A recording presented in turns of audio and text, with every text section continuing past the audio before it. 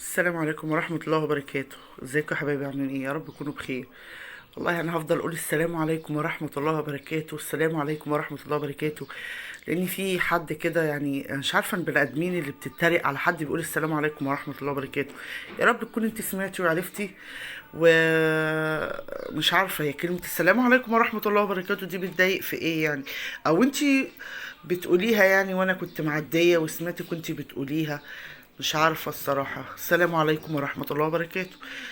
النهاردة بقى يا حبايب قلبي هنعمل بسلة سهلة جدا جدا، بس انا قلت لكم قبل كده اي حاجة متفرزة عايزين نحافظ على لونها حطيها متلجة، يعني نص تتليجة او من الفريزر على الحلة على طول. ما تسيبهاش تفك وتنزل ميتها وتسود. انت كده تحافظي على لونها. طبعا هنا انت البسلة تحمري لها بصلة عادي خالص. بتحطي فصين توم مع البصلة في الاخر، مش في اول التحمير عشان مش تتحرق. طبعا انا بحط البسله مع البصله بديها تشويحه كده بتدي طعم حلو، بتبقى جميله.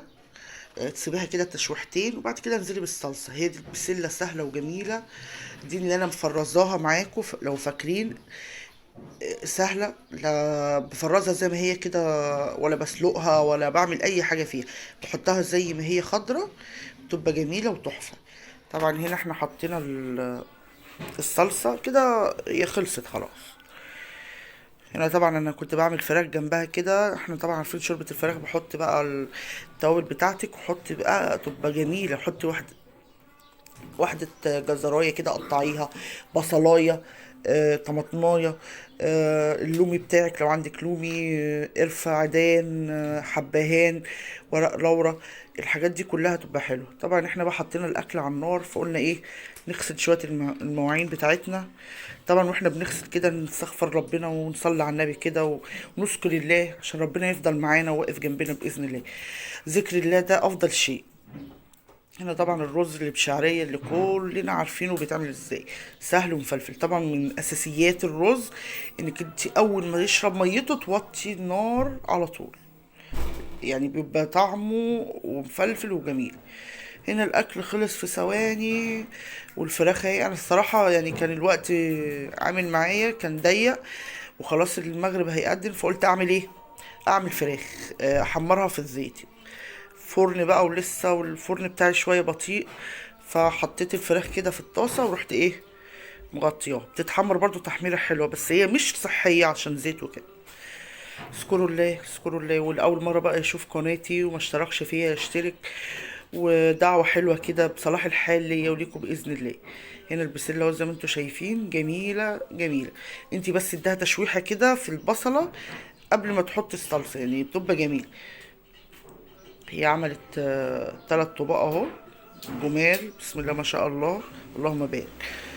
طبعا اللي واقف دلوقتي وبيتفرج، ويعني يا ريت يا ريت يشترك في القناة ويعمل لي متابعة. ودعوة حلوة بصراحة الأحوال ليا وليكم بإذن الله. هنا خلاص خلصنا أكلنا أهو. غرفنا البسلة، نغرف بقى الإيه، الرز ونطلع الفراخ وبالهنا والشفا. يا رب يا رب يكون التركية بتاعت البسلة. انا عارفة ان ناس كتير ممكن تكون بتعملها، وفي ناس على فكرة ما بتعملهاش يعني. فاللي بقى بيعملها يقول لي، واللي اول مرة يعرف ان البسلة تتحط في البصلة، تتشوح تشويحة كده مع البصلة، يقول لي برضو في الكومنتات. هنا خلاص اهو اكلنا جاهز.